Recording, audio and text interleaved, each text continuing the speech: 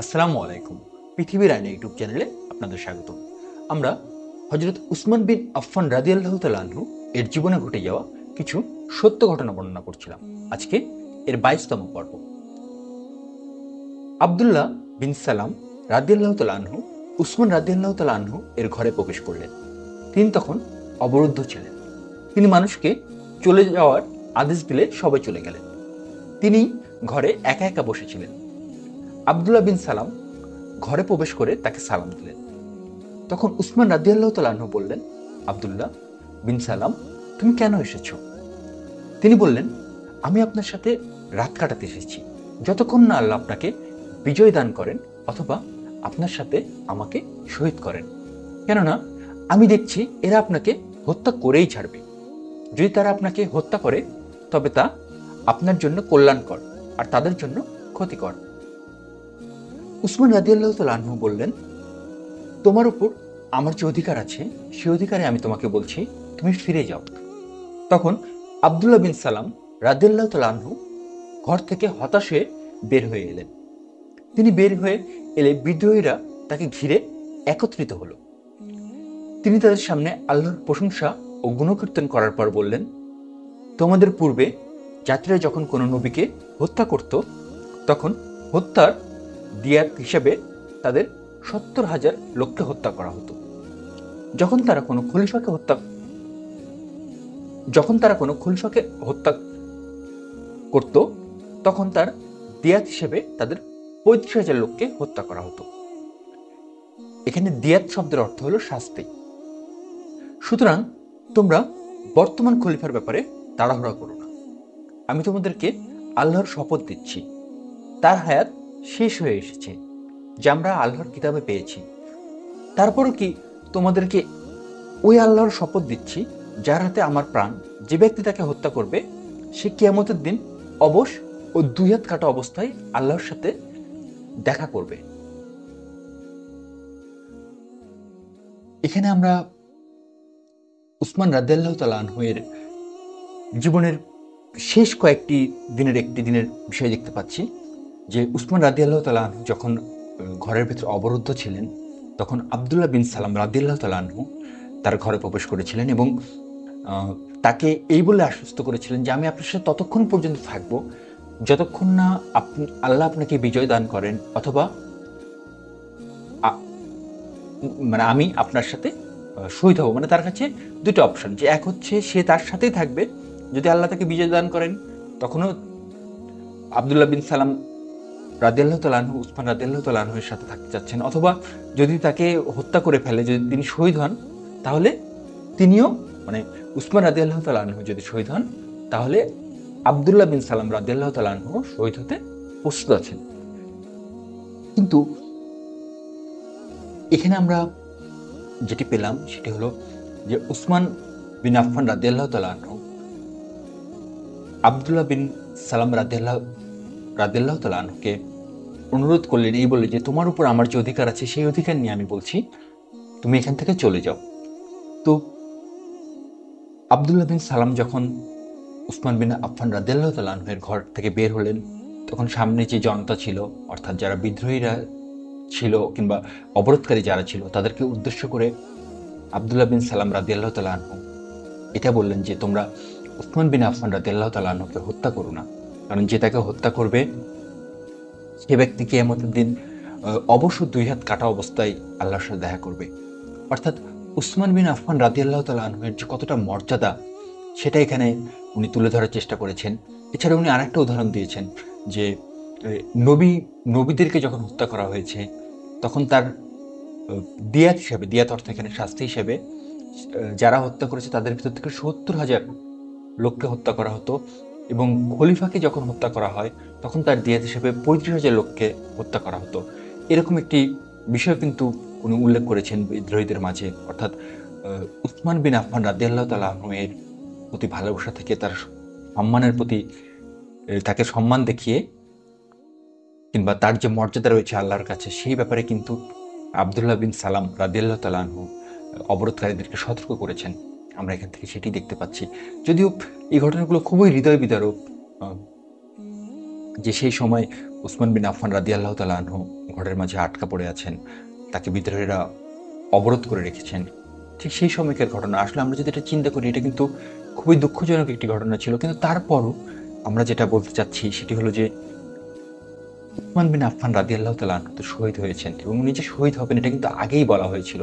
অর্থাৎ তার বিষয়টা হয়তো এভাবে ঘটেছে, এটাই হয়তো ভাগ্যে লেখা ছিল। তারপরও যে এখান থেকে আমরা কি শিক্ষা নিতে পারি সেটা হলো বিষয়। যে এরকম সম্মানী কোনো লোককে, এরকম সম্মানিত কোনো ব্যক্তিকে আমরা যেন কখনোই অসম্মান না করি। এ বিষয়ে আমাদের চেষ্টা থাকা উচিত যে আমাদের সময়েও তো এরকম অনেক সম্মানিত লোক আছে যাদের হয়তো মানুষ ভুল বুঝে অবরোধ করতে পারে কিংবা হত্যা করার মতো সিদ্ধান্ত নিতে পারে। তো সেক্ষেত্রে আমরা কোন ভূমিকা অবতীর্ণ হব সেটি কিন্তু এখানে আমরা দেখতে পাচ্ছি, কিংবা এখান থেকে আমরা শিক্ষা নেওয়ার একটা সুযোগ পাচ্ছি। কিছু মানুষের অন্তর নিফাকিতে আক্রান্ত হয়েছে, তারা নূরের আলো হারিয়ে ফেলেছে। তাদের মধ্য থেকে একদল লোক বসে বসে উসমান রাদিয়াল্লাহু তাআলা আনহুকে নিয়ে আলোচনা করছিল। তারা তার নামে কুৎসা রটনা করছিল এবং তাকে গালাগালি করছিল। তাদের কথাবার্তার আওয়াজ গিয়ে তখন আব্দুল্লাহ বিন উমর রাদিয়াল্লাহু তাআলা আনহু এর কানে গেল। তখন তিনি ক্ষিপ্ত ঘোড়ার মতো ছুটে গিয়ে তাদের উপর তরবারি দিয়ে আক্রমণ করলেন। তিনি চিৎকার দিয়ে বললেন, তোমরা উসমানকে গালি দিবে না, আমরা তাকে আমাদের সেরাদের একজন হিসেবে গণ্য করি।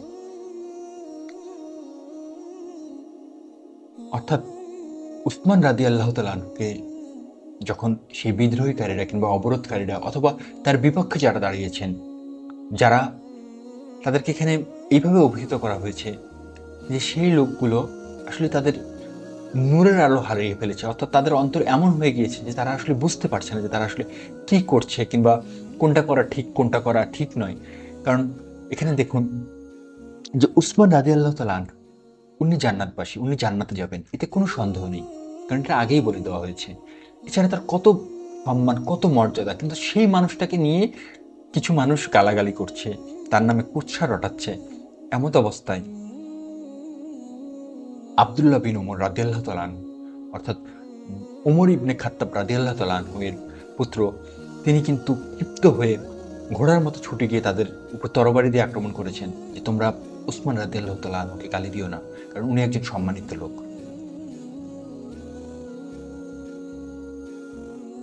আমিরুল মুমিনিন উসমান রাদিয়াল্লাহু তাআলা আনহুকে চারদিক থেকে ঘিরে ফেলেছে, কিন্তু বিদ্রোহীরা তার ঈমানকে অবরুদ্ধ করতে পারেনি, তার দৃঢ়তাকে দুর্বল করতে পারেনি। তখন তাকে হত্যা করতে তার ঘরে দুটি লোক প্রবেশ করল। প্রথম লোক, যে বনু লাইসের ছিল, সে তাকে হত্যা করতে এগিয়ে আসলো। তখন উসমান রাদিয়াল্লাহু তাআলা আনহু বললেন, কোন গোত্র থেকে? সে বলল, লাইসি। তিনি বললেন, তুমি আমাকে হত্যা করতে পারো না। সে বলল, কেন? তখন উসমান রাদিয়াল্লাহু তাআলা আনহু বললেন, নবী করিম সাল্লাল্লাহু আলাইহি সাল্লামকে একদল লোকের মাঝে তোমার জন্য দোয়া করেননি যে তোমাকে যেন অমুক অমুক দিন ফিতনা থেকে হেফাজত করা হয়? সে বলল, অবশ্যই করেছেন। তখন তিনি বললেন, তাহলে তুমি কেন করবে? তখন লোকটি ক্ষমা চেয়ে ফিরে গেল এবং বিদ্রোহীদের থেকে আলাদা হয়ে গেল। এরপর এক লোক প্রবেশ করল। সে কুরাইশী ছিল। সে এসে বলল, উসমান, আমি তোমাকে হত্যা করব। তিনি বললেন, কখনো না। তখন সেই লোকটি বলল, কেন? তিনি বললেন, রাসূল সাল্লাল্লাহু আলাইহি সাল্লাম তোমার জন্য অমুক অমুক জায়গায় ক্ষমা চেয়েছেন, সুতরাং তুমি হারামভাবে রক্তপাতের সাথে জড়িত হইও না। তখন লোকটি ক্ষমা চেয়ে ফিরে গেল এবং বিদ্রোহীদের থেকে পৃথক হয়ে গেল। আসলে মানে প্রশান্ত চিত্তে বিদ্রোহীদের সাথে কথোপকথন আমরা এই ঘটনার মাঝে দেখতে পাচ্ছি যে উসমান রাদিয়াল্লাহু তাআলা আনহু ঘরের ভিতর অবরুদ্ধ অবস্থায় আছেন। তখন তাকে হত্যা করার জন্য একজন লোক প্রবেশ করেছে, সে তার মুখোমুখি হচ্ছে। তখন তিনি সেই লোককে বলছেন যে তুমি তো আমাকে হত্যা করতে পারো না, কারণ তোমার জন্য তো নবীজি দোয়া করেছিলেন। তার এই কথা শুনে সেই লোক কিন্তু সেখান থেকে উসমান রাদিয়াল্লাহু তাআলা আনহুর নিকট থেকে ক্ষমা চেয়েছেন এবং তিনি ঘর থেকে বের হয়ে এসেছেন এবং বিদ্রোহীদের থেকে আলাদা হয়ে গিয়েছেন। এরপরে আর একজন প্রবেশ করেছেন, সেও যখন তাকে হত্যা করার জন্য ইচ্ছা প্রকাশ করেছেন, তখন উসমান রাদিয়াল্লাহু তাআলা আনহু তাকে স্মরণ করে দিয়েছেন যে তুমি আমাকে হত্যা করতে পারো না, কারণ তোমার জন্য তো নবীজি ক্ষমা চেয়েছেন, দোয়া করেছেন। তখন সেই লোকও কিন্তু তার কাছে ক্ষমা চেয়ে বের হয়ে চলে এসেছেন। আসলে যারা উঁচু মনের মানুষ, যারা বড় মনের মানুষ, যারা সম্মানিত মানুষ, আল্লাহ যাদেরকে সম্মানিত করেছেন, তাদের মনোবল, তাদের কথাবার্তা যে কতটা সুন্দর, কতটা ভালো হয়, আসলে এটা ভাষা দিয়ে প্রকাশ করার মতো বিষয় হয়তো নয়। এটি হয়তো অনুধাবন করার একটি বিষয়। সেটি আমি এখানে দেখতে পাচ্ছি কিংবা আপনাদের মাঝে তুলে ধরতে চাচ্ছি যে তাকে হত্যা করতে গিয়েছে, সেই সময় তার কথা শুনেও কিন্তু মানুষ ফিরে চলে আসছে। মানে তারা যখন তার মুখোমুখি হচ্ছে, হয়তো যখন বাইরে ছিল, বিদ্রোহীদের সাথে ছিল, তখন হয়তো তাদের মনের অবস্থা একরকম ছিল যে তাকে তারা হত্যা করে ফেলবে কিংবা কিছু করবে। কিন্তু যখন ভিতরে গিয়েছেন, যখন তার মুখোমুখি হয়েছেন সেই দুইজন হত্যাকারী, মানে হত্যাকারী বলতে যারা হত্যার ইচ্ছা পোষণ করেছেন, মানে ভিতরে গিয়েছেন, তখন কিন্তু তাদের মন ঘুরে গিয়েছে। অর্থাৎ উসমান রাদিয়াল্লাহু তাআলা আনহুর সাথে কথা বলে তাদের মন কিন্তু অন্যরকম হয়ে গিয়েছে এবং তারা তাকে হত্যা না করে চলে এসেছে এবং তার কাছে ক্ষমা চেয়েছে। অর্থাৎ এই ঘটনাগুলোর মাঝে আমরা দেখতে পাচ্ছি যে উসমান রাদিয়াল্লাহু তাআলা আনহু যখন অবরুদ্ধ অবস্থায় ছিলেন, তখন তার সাথে কিরকমটা হয়েছে সেগুলো আমরা এখানে দেখতে পেলাম। যে একবার আমরা দেখতে পেলাম যে আহ, একজন সাহাবী তাকে রক্ষা করার জন্য তার ঘরে গিয়েছেন এবং বলেছেন যে আমি আপনার সাথে ততক্ষণ পর্যন্ত থাকবো যতক্ষণ না আপনি শহীদ হন অথবা যতক্ষণ না আপনি বিজয় লাভ করেন। আবার অপরদিকে আবার আমরা এটাও দেখেছি যে ওমর ইবনে খাত্তাব রাদিয়াল্লাহু তাআলা আনহু-এর পুত্র আব্দুল্লাহ রাদিয়াল্লাহু তাআলা আনহু যখন এমনটা জানতে পেরেছেন যে মানুষ উসমান রাদিয়াল্লাহু তাআলা আনহুকে গালিগালাজ করছেন, তার সম্পর্কে কুৎসা রটনা করছেন, তখন কিন্তু তিনি তাদের উপর তরবারি নিয়ে ঝাঁপিয়ে পড়েছেন। এবং শেষের যে ঘটনাটা আমরা দেখলাম যে হত্যাকারী হত্যা করার একদম পরিপূর্ণ চিন্তাভাবনা নিয়ে ঘরের ভেতর প্রবেশ করে গিয়েছেন।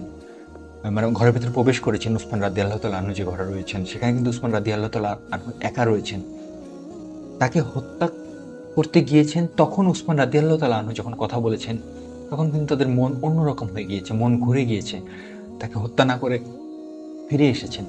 অর্থাৎ কতটা সাহস থাকলে, কতটা দৃঢ় প্রত্যয়ের ব্যক্তি হলে এরকম মৃত্যুর মুখে দাঁড়িয়েও হত্যাকারীর চোখে চোখ রেখে এত সুন্দর করে কথা বলতে পারেন। আসলে এগুলো অনুভব করার বিষয়। এগুলো আমাদেরকে বোঝার তৌফিক আল্লাহ দান করুক। আমাদেরকে আল্লাহ এমনভাবে জীবনযাপন করার তৌফিক দান করুক যেন আমরা মৃত্যুর পরে আল্লাহর এই মনোনীত বান্দাদের সাথে সাক্ষাৎ করার সুযোগ পাই। এই সাহাবীদের সাথে আমাদের সাক্ষাৎ করার সুযোগ হয়, যেখানে আমরা উসমান বিন আফফান রাদিয়াল্লাহু তাআলা আনহু কিংবা উমর ইবনে খাত্তাব রাদিয়াল্লাহু তাআলা আনহু অথবা অন্য যারা সাহাবী রয়েছেন তাদের সাক্ষাৎ আমরা লাভ করতে পারি। এই দোয়া আমরা আল্লাহর কাছে করি। এবং আজকের মতো আমরা ঘটনা এখানেই শেষ করছি। এরকম আরও ঘটনা জানার জন্য এবং শোনার জন্য আমাদের সাথেই থাকুন। ধন্যবাদ।